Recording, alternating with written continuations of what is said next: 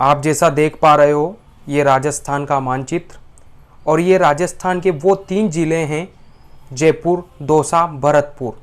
यह यमुना नदी है।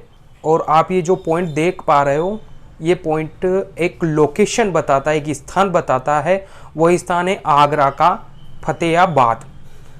आगरा जिले के फतेहाबाद नामक का कस्बा है इस स्थान पर। अब हम जयपुर जिले की ओर देखते हैं, जयपुर जिले की ओर चलते हैं। आपने हिस्ट्री की दृष्टि से बेराट सभ्यता का नाम सुना होगा, पढ़ा भी होगा। बेराट की पहाड़ियों से बाणगंगा का उद्गम होता है। बाणगंगा नदी राजस्थान व उत्तर प्रदेश की एक सीमा बनाती हुई आगरा जिले के फतेहाबाद नामक स्थान के निकट यमुना नदी में मिल जाती है। जयपुर, दौसा, भरतपुर जिलों में बहती है। ये जो बाणगंगा नदी है, ये राजस्थान के जयपुर, दौसा, भरतपुर इन 3 जिलों से बहती है। इस नदी को, बाणगंगा नदी को अर्जुन की गंगा के नाम से भी जाना जाता है। अब आप सोच रहे होंगे कि अर्जुन कौन है, तो मैं उन पांडवों की बात कर रहा हूँ, 5 पांडवों की, जिनमें एक अर्जुन भी है। तो अत्यधिक पानी की प्यास लगने के कारण अर्जुन ने एक बाण के माध्यम से धरती में उस बाण को छोड़ा। तो जैसे उसने बाण को छोड़ा तो वहां से एक तीव्र धारा निकली, जहां से उसको बाण गंगा कहा गया, अर्जुन की गंगा कहा गया। इसी प्रकार इसका नाम अर्जुन की गंगा रखा गया। यह नदी पूर्व की ओर बहती। बाण गंगा को एक अन्य नाम से और पुकारा जाता है, ताला नदी के नाम से, क्योंकि ताला गांव से होकर के ये नदी गुजरती है, इसलिए वहां पर स्थानीय भाषा में इसे ताला नदी कहते हैं। इसकी ओर मैं आपका ध्यान आकर्षित करता हूं। जब वर्षा अच्छी होती थी तब किसी समय में यह नदी आगरा के फतेहाबाद तक पहुंच जाती थी। यानी कि जब वर्षा अच्छी होती थी तब ये बाणगंगा आगरा तक पहुंच जाती थी, फतेहाबाद। इसे यमुना की सहायक नदी कहा जाता है।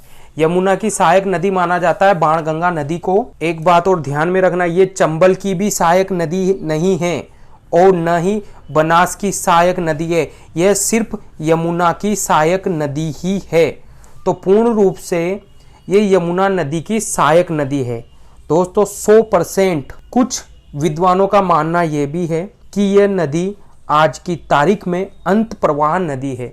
इसको ध्यान में रखना, अंत प्रवाह नदी। कुछ विद्वानों का मानना है कि आज की तारीख में ये अंत प्रवाह नदी है, क्योंकि इसका पानी यमुना तक नहीं पहुंच पाता है। महत्वपूर्ण बात यह है कि वर्तमान समय में बाणगंगा का पानी यमुना नदी तक नहीं पहुंच पाता है, क्योंकि पानी की मात्रा बहुत कम हो गई है। पानी की मात्रा बहुत कम होती है तो वो भरतपुर का, यानी कि जयपुर होती हुई दौसा पहुंचती है, दौसा से भरतपुर पहुंचती है, तो भरतपुर के पास में जाकर यही कहीं पर भूमि में विलीन हो जाती है। इसीलिए उन विद्वानों ने इसे अंत प्रवाह नदी कहा है। तो हमने स्पष्ट कर दिया है कि आप इसका अंत प्रवाह में आप इसका आंसर दें या फिर बंगाल की खाड़ी की सहायक नदियों में आप इसका आंसर दें, यह आपके ऊपर डिपेंड करता है। प्रश्न किस प्रकार से पूछा जाएगा, इसलिए उसे ध्यान से पढ़ना और उसका ध्यान से आंसर देना। बाणगंगा नदी पर हमने बात की है कि जयपुर में जमवार रामगढ़ बांध बना हुआ, जो कि अभी अस्त व्यस्त हो गया है। उसमें बहुत सारे अतिक्रमण हो चुके हैं, अवसाद बन चुके हैं। इसी कारण बाणगंगा का जो पानी है जमुआ रामगढ़ होते हुए आगे बढ़ नहीं पाता है, वो वहीं पर खत्म हो जाता है। भरतपुर तक जाते जाते वो भूमि में विलीन हो जाता है। तो इस बात का आप खास ध्यान रखिए। कारण बाणगंगा नदी को रुंडित या खंडित नदी के नाम से भी जाना जाता है। तो मित्रों देखो इसके नाम कितने हो गए। पहला बाणगंगा, अर्जुन की गंगा, ताला नदी, रुंडित नदी, खंडित नदी, ये 5 नाम आपको ध्यान में रखने हैं। किसी भी नाम से बाणगंगा को पुकारा जा सकता है। परीक्षा की दृष्टि से बहुत महत्वपूर्ण है, तो आपको ध्यान में रखना होगा, यह आपके भले के लिए है। देखिए बाएं किनारे से, अब हम ये आप जैसा ये नदी देख पा रहे हो, ये आपकी बाणगंगा नदी जो है, इसमें ये बायां किनारा और ये दायां किनारा, ठीक है। तो बाएं किनारे से 2 जलधाराएं निकल रही है, देख पा रहे हो आप, जो बाणगंगा में मिलती है। एक तो पलासन है और ये सावा के नाम से जाना जाता है। और दाएं किनारे की ओर से भी दो जलधाराएं मिल रही है। ये नाला है, एक गोमुटी नाला और एक सूरी। ठीक है, तो ये दोनों भी कहां पर जाकर के मिलती है? बाणगंगा में जाकर के मिलती है। ठीक है, इसकी कोई सहायक नदी नहीं है, ध्यान में रखना। महत्वपूर्ण ही नहीं है ये नदी, बस आपके महत्वपूर्ण कितना है, इसके नाम बाणगंगा, अर्जुन की गंगा, ताला नदी, डूंडित, खंडित, नाम ध्यान में रखिए। बाणगंगा का वर्तमान में क्या हाल है? किसका जल यमुना तक नहीं पहुंच पाता है। दौसा होती हुई, जयपुर से दौसा, दौसा से भरतपुर होती हुई भरतपुर के इलाके में ही कहीं पर विलीन हो जाती है, यानी कि उसमें धरती में समाहित हो जाती है। इसी कारण कुछ विद्वान अंत प्रवाही नदी भी कहते हैं। राजस्थान में बाणगंगा की कुल नदी की लंबाई है 380 किलोमीटर। उद्गम बेराट की पहाड़ियों से बाणगंगा का उद्गम होता है। उपनाम यानी कि इसको बाणगंगा के अलावा किन किन नामों से पुकारा जाता है? अर्जुन की गंगा, जिस पर हमने डिस्कस किया था, अर्जुन के द्वारा तीर से बनाई गई नदी है, इसीलिए इसको अर्जुन की गंगा कहा गया है। इसको ताला नदी कहा गया है क्योंकि ये ताला गांव से निकलती है। इसको रुंडित और खंडित नदी भी कहा जाता है। मिलन स्थान, बाणगंगा नदी का जो मिलन यानी कि ये कहाँ पर विलय होती है? उत्तर प्रदेश के, यानी कि हम बात करते हैं आगरा जिले के फतेहाबाद नामक स्थान के निकट ये यमुना नदी में अपने आप को समाहित कर लेती है या विलय कर लेती है, जो कि उत्तर प्रदेश में है। किन किन जिलों से होकर के गुजरती है? वो 3 जिले हैं जो आपको ध्यान रखने हैं, जयपुर, दौसा, भरतपुर। अब हम बात करते हैं बांध की। अजान बांध ये भरतपुर में स्थित है। दूसरा बांध है जमवा रामगढ़, जिसे रामगढ़ के नाम से भी जाना जाता है, जो जयपुर में स्थित है। अब जैसा कि आप देख पा रहे हो स्क्रीन पे, ये रेड जो है वो यमुना नदी को दर्शाता है। अब हम इसमें पार्वती और गंभीर नदी पर बात करेंगे।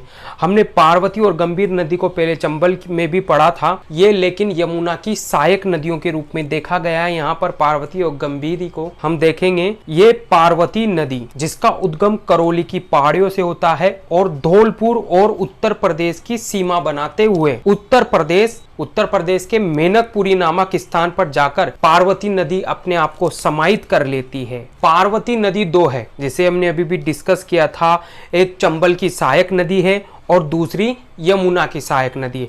लेकिन हमें ये एक इम्पोर्टेंट बात है जो ध्यान में रखना है कि ये दोनों ही नदियां बंगाल की अपवा तंत्र का एक भाग है, यानी कि ये बंगाल की खाड़ी का ही एक भाग माना गया है इसे।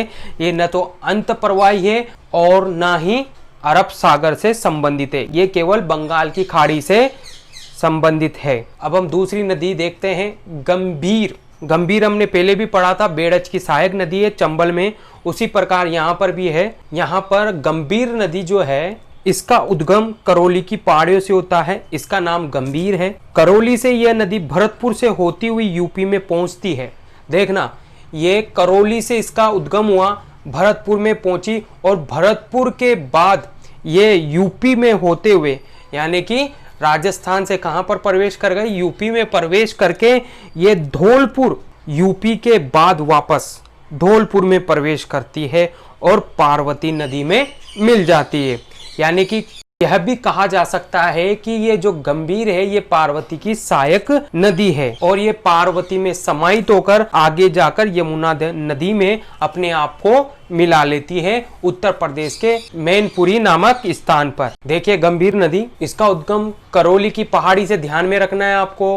कहां पर इसका विलय होता है? मिलन स्थान कहां पर है? यमुना नदी में, मैनकपुरी उत्तर प्रदेश में। कौन कौन से जिलों से? जिले हैं करौली, भरतपुर, धौलपुर। ठीक है, ये सीमा भी बनाती है। सहायक नदियां इसकी भद्रावती, भेसावट, माची, बरखेड़ा व अटा संयुक्त रूप से है ये। ठीक है, बांध है जो कि महत्वपूर्ण है राजस्थान में मिट्टी से बना सबसे बड़ा बांध माना जाता है पांचना बांध, जो करौली में स्थित है। पार्वती नदी हमने देखा है, इसका उद्गम सपोट्रा, जो कि करौली की पहाड़ियां हैं। करौली की पहाड़ियों का नाम है सपोट्रा, वहां से पार्वती का नदी का उद्गम हुआ है। मिलन स्थान है धौलपुर में, गंभीर नदी में मिल जाती है। विशेष तथ्य यह है कि धौलपुर में पार्वती बांध स्थित है। पार्वती बांध के बारे में हम बात करें तो पार्वती बांध कहां पर स्थित है? धौलपुर जिले में। किस नदी पर बना हुआ है? पार्वती नदी पर बना हुआ है। आपको यही ध्यान में रखना, इसके अलावा कुछ इंपॉर्टेंट नहीं है इसमें बाणगंगा नदी के अंदर। तो दोस्तों, आपको हमारा वीडियो कैसा लगा? अगर आपको हमारा वीडियो पसंद आए तो लाइक, शेयर और सब्सक्राइब करना ना भूलें।